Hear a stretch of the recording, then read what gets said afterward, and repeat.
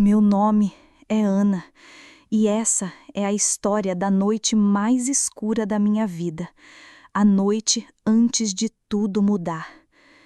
Eu nunca imaginei que ia chegar tão fundo.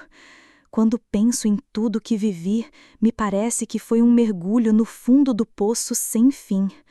Mas a verdade é que ninguém cai de um jeito só.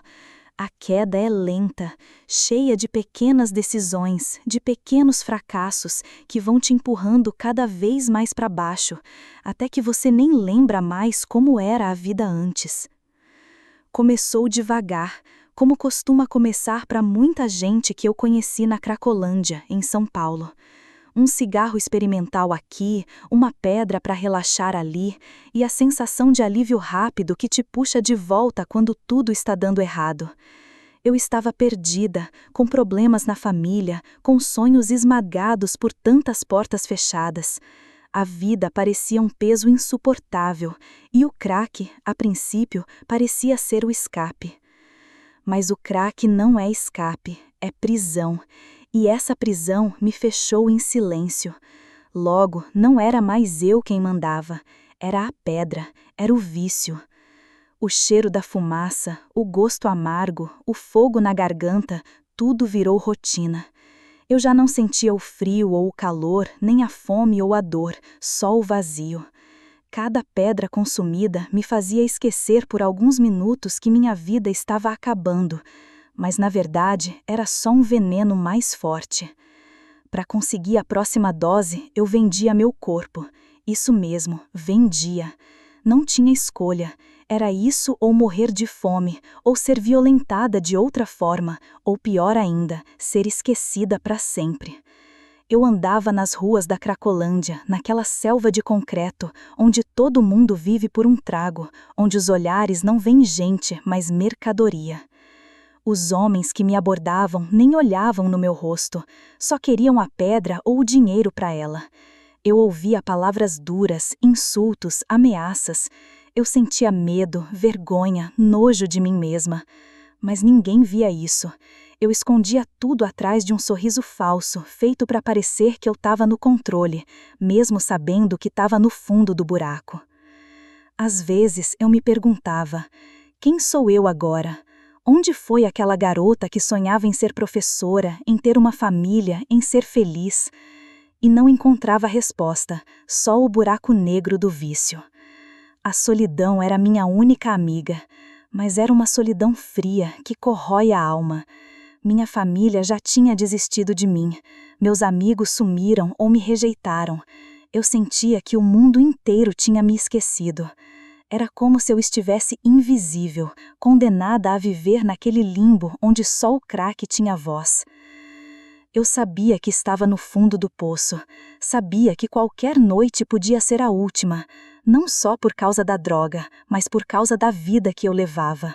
O medo constante de ser agredida, de ser presa, de morrer sozinha num beco qualquer. O desespero era tão grande que às vezes eu queria que tudo acabasse. Mas naquela noite em especial, enquanto caminhava sem rumo pelas ruas escuras da Cracolândia, sentindo o peso da pedra que já tinha acabado no bolso, algo dentro de mim não se deixou apagar. Uma luzinha fraca, quase imperceptível, começou a brilhar. Eu não sabia o que era, mas aquela luzinha cresceu no meu peito, mesmo no meio do medo e da dor. Eu não sabia se era um sinal, uma lembrança ou um pedido silencioso da minha alma.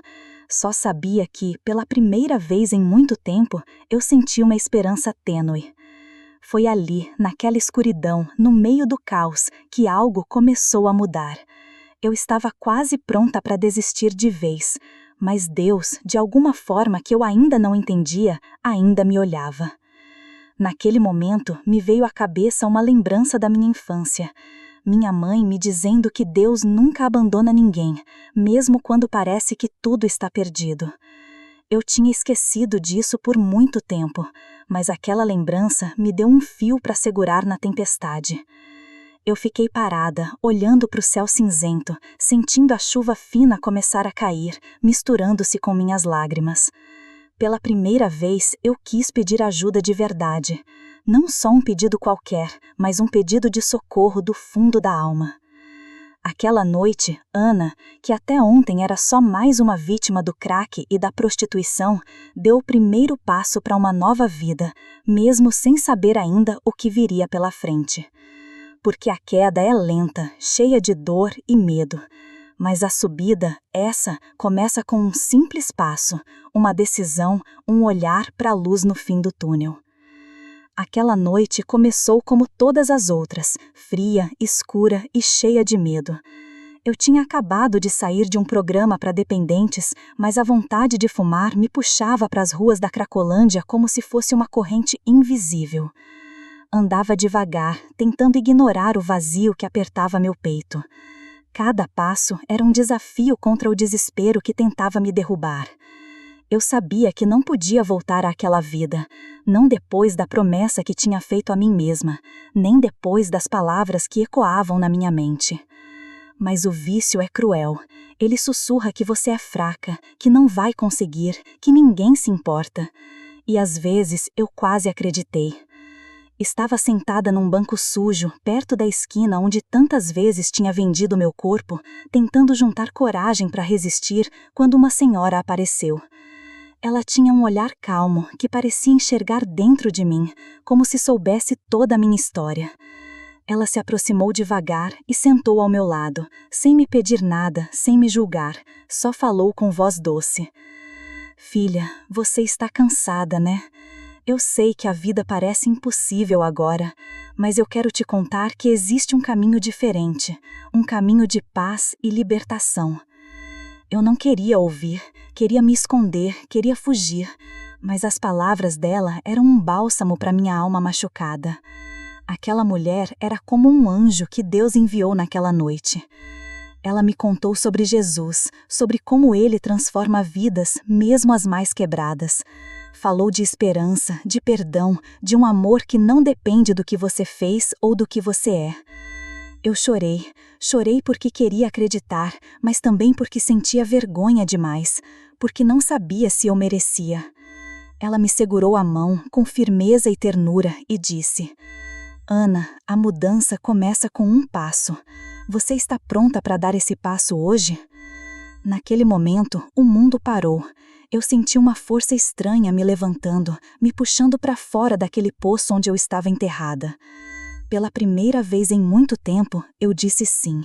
Sim para a vida, sim para Jesus. A senhora me levou até uma igreja próxima, pequena e simples, mas cheia de gente que me acolheu sem perguntas, sem preconceitos. Naquele lugar, naquela noite, eu comecei a entender que não estava sozinha, que havia uma luz na escuridão. Que em 24 horas minha vida poderia ser diferente. Aquela noite na igreja foi a primeira em muito tempo em que eu realmente senti paz. A palavra pregada ali não era só texto, parecia uma semente plantada no fundo do meu coração. Quando ouvi falar de perdão e amor incondicional, algo dentro de mim começou a se mexer, uma esperança que eu nem sabia que existia. Não foi fácil. Nos dias seguintes, a vontade de voltar para a pedra apertava como nunca. A abstinência do crack era uma batalha constante, corpo tremendo, mente gritando por aquela fuga rápida. Mas algo tinha mudado. Eu não estava mais sozinha. Jesus estava comigo.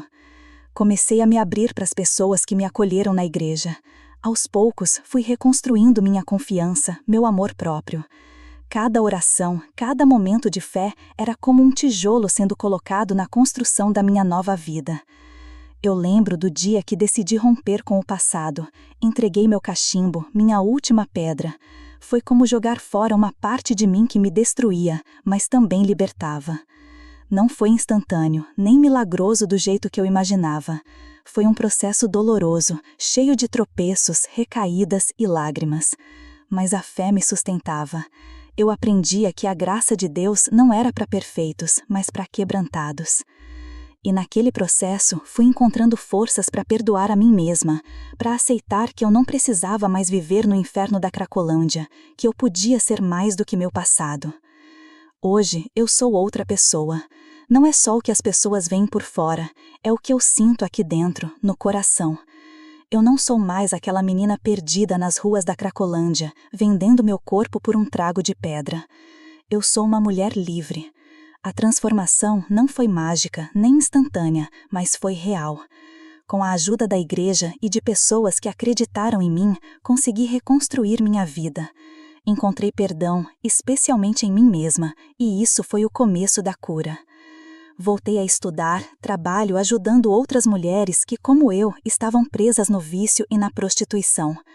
Conto meu testemunho para que elas saibam que existe esperança, que não importa o quão fundo você tenha caído, Jesus pode te levantar. Minha família hoje está perto de mim novamente.